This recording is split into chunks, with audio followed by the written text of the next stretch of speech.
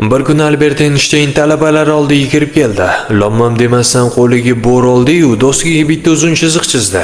So'ngra talabalarga qarab, kim shu chiziqqa tegmasdan uni kaltaroq qila oladi deb so'radi. Hamma kulib yubordi. Bu shonning hushi joyidami? Buning aslo iloji yo'q-ku deyishdi. Boshqasi esa agar kaltaroq bo'lishini xohlasangiz, o'chirishingiz kerak dedi. Einstein indamadi. U shunchaki ortiga o'girildi-da, birinchi chiziqning ostidan undan ham uzunroq bo'lgan ikkinchi chiziqni chizdi. So'ng xotirjamlik bilan ortga qarab, endi nimani ko'ryapsiz deb so'radi. Talabalar doskaga tikilib qolishdi va kutilmaganda hammasini tushunishdi.